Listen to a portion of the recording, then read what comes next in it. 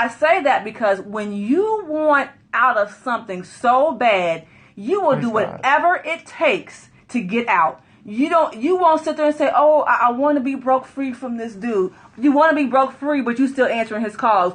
Oh, I don't want to be with her no more, but you still answering that phone at 3 o'clock in the morning. I want to be broke free, but you making every attempt to see him. When you want to get free, you will do what it takes to get free. You don't realize there's a very real fight against your marriage. Yes. And oftentimes we don't acknowledge the fight that's coming against our marriage. We shrug it off. Okay, we shrug off this disagreement, but you don't realize that's the enemy's jab. Boop. Yep. Okay, we shrug off this little bit of frustration. We don't realize, kidney shot. You understand? And we're just taking it. And before we know it, we are punch drunk in our marriage. Yes. And we don't know, and we were never fighting. Yeah. But somebody's fighting our marriage, and we took all these blows, and we're ready to walk away. Yep. No, you have to consciously fight for your marriage. What we always say is that we didn't go through what we went through.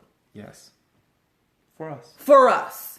Or just for us. Yes. We went through what we went through for everybody else as well. And we would not have allowed the enemy the glory of letting that happen to us. Minister Marquis, we will. We'll check it out. Absolutely. Letting that happen to us and nobody else benefit from it. That's not how God blesses. No. When he blesses us, everybody else get blessed too. Period. And so he brought us out on the other side. And so that's why we do Marriage for Real. We're here to tell you that no matter what it looks like, we serve a God of reconciliation. Period. Point blank. That's all. That's it. So no matter what it looks like, no matter what the fact says, the truth is that God still reigns, God still rules, and if you are willing to make your marriage work and you're willing to add him to the mix, you can't lose.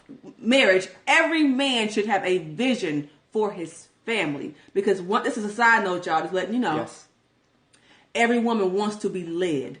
I need to know that we're going somewhere. Oh, I'm about to fall out. Wait a minute. Let me say this. I need to know that if we're the team and you're a coach, God is the head coach, that you are taking us, that we're winning. That right there, I mean, it's like being being ignored because we want to be protected and cared for and all those things. And but when the scripture, I want to highlight what you said for us men to guard over our wives and treat her as the weaker vessel. It doesn't mean weaker as in incapable. It means weaker as in more sensitive. Yeah. Okay.